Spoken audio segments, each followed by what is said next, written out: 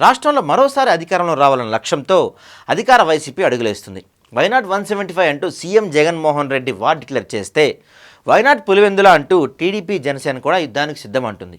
ఈ నేపథ్యంలో వైసీపీ నేతలు గెలిపే లక్ష్యంగా అడుగులు వేస్తున్నారు. రానున్న ఎన్నికలు ప్రతిష్టాత్మకం కావడంతో వైసీపీ ముఖ్య నేతలు అస్త్రశస్త్రాలను సిద్ధం చేసుకుంటున్నారు. ఓవైపు ఎన్నికల వ్యూహాలను రచించుకుంటూనే మరోవైపు సెంటిమెంట్ పండించే ప్రయత్నం చేస్తున్నారు వైసీపీ నేతలు. గత కొన్నాళ్ల నుంచి రాజకీయంగా కీలక పదవులను అనుభవించిన ఎంతోమంది నేతలు వచ్చే ఎన్నికల్లో విజయం కోసం సెంటిమెంట్ పండించే ప్రయత్నం చేస్తున్నారు. ఈ జాబితాలో వైసీపీకి చెందిన సీనియర్ నేతలు ఉన్నారు. వైసీపీలో సీనియర్ నేతలుగా చలామణి అవుతున్న పలువురు రానున్న ఎన్నికల నేపథ్యంలో సెంటిమెంట్ నమ్ముకున్నారు. ఇవే తమ చివరి ఎన్నికలంటూ ఓట్లు పొందే ప్రయత్నం చేస్తున్నారు. చివరి ఎన్నికలు అని చెప్తున్న వారిలో సీనియర్ నేతలు ఉన్నారు. ఈ జాబితాలో సీనియర్ మంత్రులుగా కొనసాగుతున్న బొత్స సత్యనారాయణ, ధర్మాన ప్రసాదరావు, ఫైర్ బ్రాండ్గా పేరొందిన కొడాలి నాని ఉన్నారు. గతంలో ఎన్నడూ లేని విధంగా ఈ నేతలు తమ రాజకీయ భవిష్యత్తుపై కామెంట్స్ చేయడం ఆసక్తిని కలిగిస్తుంది. శ్రీకాకుళం జిల్లాలో సీనియర్ నేతగా ఉన్న మంత్రి ధర్మాన ప్రసాదరావు కళింగ కోమట్లో నిర్వహించిన ఆత్మీయ సమావేశంలో చేసిన కామెంట్స్ తీవ్ర చర్చాంశంగా మారాయి. తనకు రానున్న ఎన్నికలే చివరివని, మరోసారి అవకాశాన్ని కల్పించాలని కోరారు.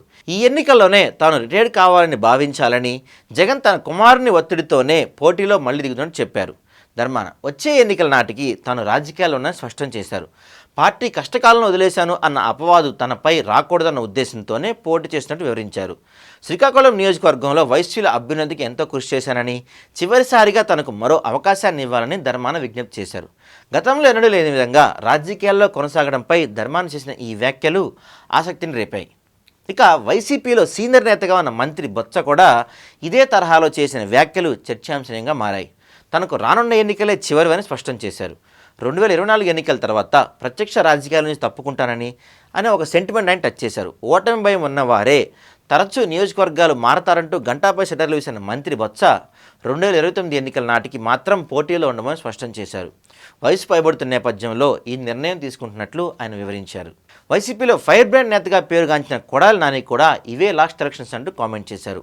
గడిచిన 4 ఎన్నికల్లో విజయాలు సాధిస్తూ వస్తున్న కొడాలి నాని వచ్చే ఎన్నికల్లోనూ గెలిపే లక్ష్యంగా అడుగులు వేస్తున్నారు. ప్రస్తుతం తనకు 53 ఏళ్ల వయసు వచ్చాయని, 2029 నాటికి 58 ఏళ్ళు వస్తాయని, 58 ఏళ్ల వయసులో పోటీ చేయలేమని, ఈ ఎన్నికలే తనకు చివరమని స్పష్టం చేశారు. రాజకీయంగా సెంటిమెంట్ రగిలించేందుకు చేస్తున్నారా, లేక నిజంగానే ఎన్నికల బరిలోంచి తప్పుకునే ఉద్దేశంతోనే ఉంటున్నారా అన్నది ఆ నేతలకే తెలియాల్సి ఉంది. వైసీపీ ముఖ్య నేతలు ఈ తరహాలో వ్యాఖ్యలు చేయడంపై టీడీపీ, జనసేన నేతలు విమర్శలు చేస్తున్నారు.